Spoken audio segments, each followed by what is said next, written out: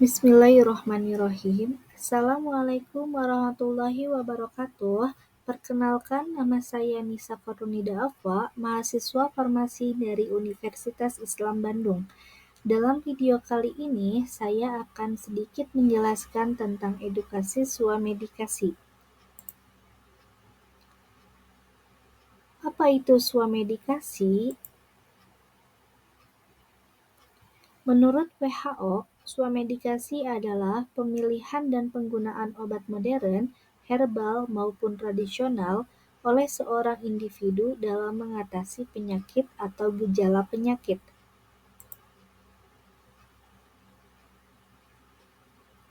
Swamedikasi biasa dikenal juga sebagai pengobatan mandiri atau self-medication, di mana tindakan yang dilakukan untuk mengatasi masalah kesehatan dengan menggunakan obat-obatan yang dapat dikonsumsi tanpa pengawasan dari dokter.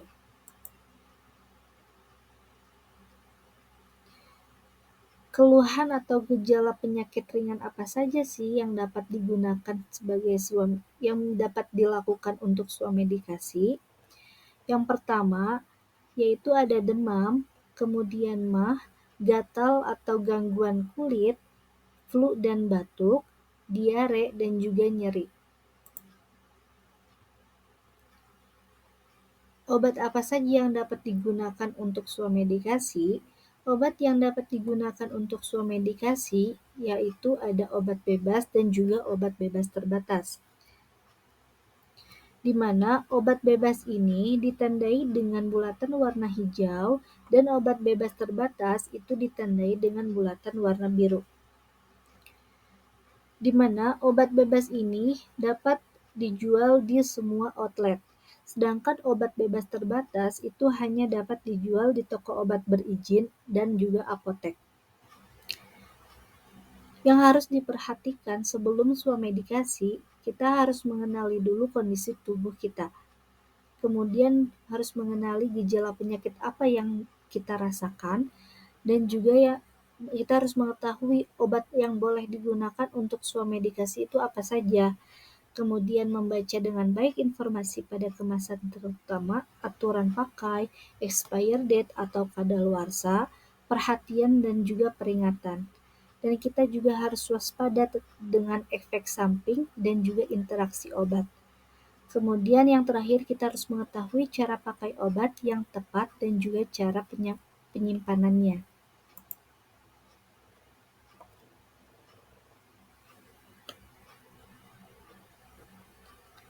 Gunakan obat secara tepat, baca informasi dengan cermat. Sebelum kita melakukan swamedikasi, kita harus mengetahui dulu informasi dari obat tersebut. Yang pertama, itu ada komposisi obat, di mana komposisi obat itu adalah zat aktif dan dosis yang dikandung per tablet, per 5 ml sirup, per gram gel atau krim atau salep, dan per mili drops. Kemudian selanjutnya ada indikasi, di mana indikasi ini adalah kondisi di mana tubuh itu membutuhkan terapi dengan obat tersebut. Kemudian selanjutnya ada dosis dan cara pakai.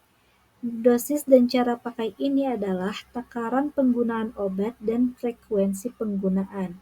Selanjutnya ada efek samping, di mana efek samping adalah efek lain yang bisa terjadi ketika menggunakan obat pada dosis terapi. Selanjutnya ada kontraindikasi. Kontraindikasi adalah kondisi di mana obat tersebut tidak boleh digunakan. Dan yang terakhir ada tanggal kadaluarsa. Tanggal kadaluarsa itu adalah penyimpanan yang tepat untuk menjaga kestabilan obat. Selain informasi obat yang tertera di sini, ada juga peringatan atau perhatian, di mana peringatan atau perhatian itu adalah kondisi tertentu yang memerlukan kehati-hatian ketika menggunakan obat tersebut. Selanjutnya biasanya itu ada toksisitas, di mana toksisitas adalah efek yang terjadi pada pemakaian yang melebihi dosis terapi. Dan yang terakhir itu ada interaksi obat, di mana interaksi obat itu adalah perubahan efek bila obat dikombinasikan atau digunakan bersama obat lain atau makanan tertentu.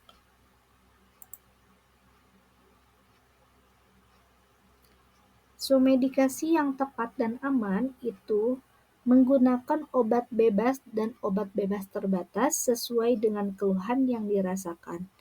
Di mana obat bebas ini itu tadi ditandai dengan bulatan warna hijau, sedangkan obat bebas terbatas itu ditandai dengan bulatan warna biru. Kemudian, membeli obat pada sumber resmi apotek dan toko obat berizin. Kemudian, membaca informasi yang tertera pada kemasan atau yang diberikan apoteker. Selanjutnya itu menggunakan obat sesuai aturan pakai dan takaran yang tepat. Dan yang terakhir, tidak membeli obat keras tanpa rekomendasi dari dokter. Karena obat keras ini itu hanya dapat dijual di apotek dengan sesuai resep dokter. Bagaimana sih pemilihan obat pada penyakit ringan? Yang pertama, penyakit ringan yang pertama ini adalah batuk, di mana batuk itu adalah suatu mekanisme perlindungan tubuh untuk mengeluarkan benda asing, di mana gejala infeksi saluran pernapasan ini bisa disebabkan oleh alergi.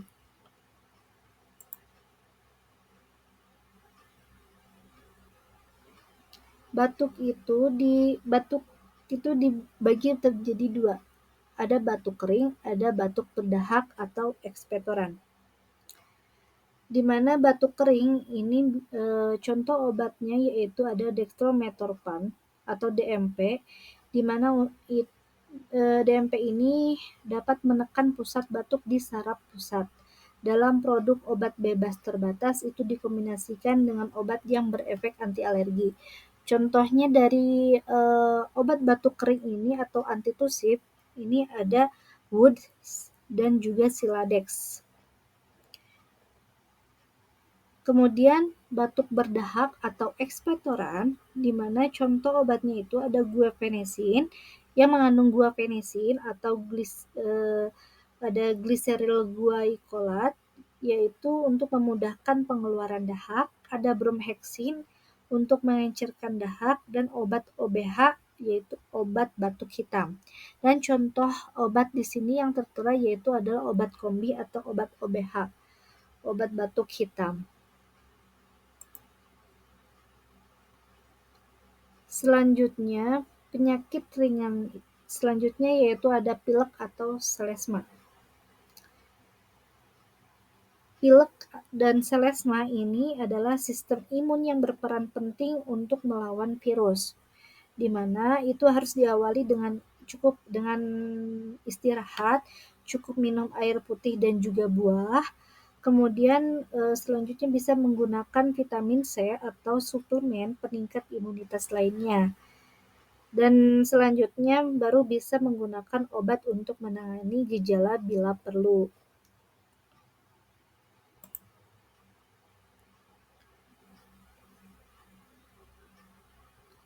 Contoh dari obat selesma dan pilek ini ada Alcoplus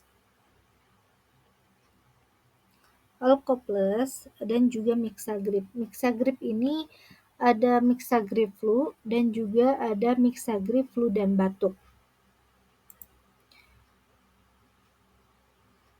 Penyakit ringan selanjutnya yaitu ada diare, di mana diare ini adalah buang air besar dalam bentuk cair lebih dari 3 kali dalam sehari, di mana mekanisme tubuh untuk mengeluarkan toksin atau racun.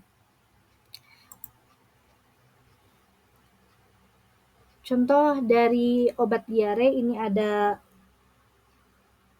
Oralit, di mana Oralit itu untuk mengganti cairan tubuh, minumnya itu setiap sehabis BAB. Kemudian ada Norit, di mana Norit ini untuk menyerap racun.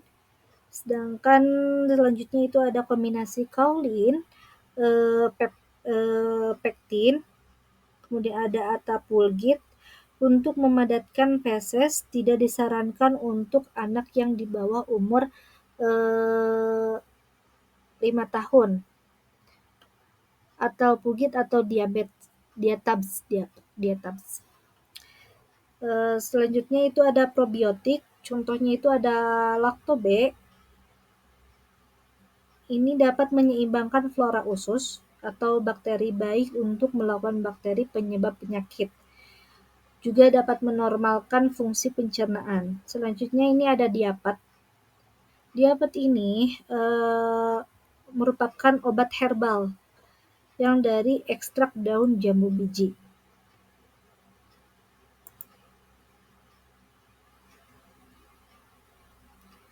Penyakit ringan selanjutnya yaitu ada MAH, di mana MAH ini peningkatan produksi asam lambung sehingga terjadi iritasi lambung, di mana gejala khas ini berupa rasa nyeri atau pedih pada ulu hati, kadang itu disertai mual dan juga perutnya kembung.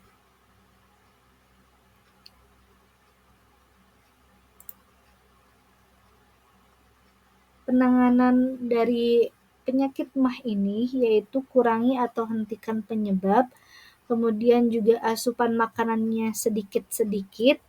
Yang terakhir, MAH karena dispepsia itu atau gangguan pencernaan itu bisa dibantu dengan obat yang mengandung enzim pencernaan, obat herbal, contohnya yaitu yang mengandung jahe atau kunyit.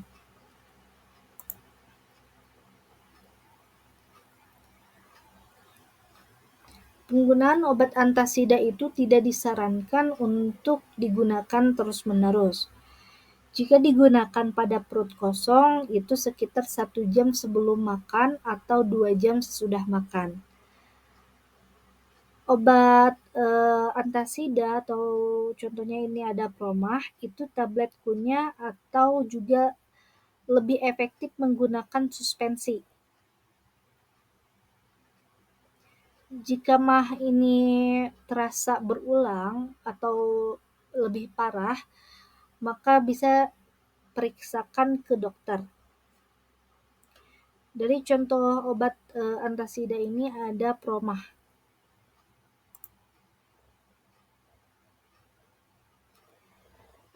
Sekian edukasi yang bisa saya sampaikan tentang swamedikasi. Terima kasih atas perhatiannya. Mohon maaf bila banyak salah kata. Wassalamualaikum warahmatullahi wabarakatuh.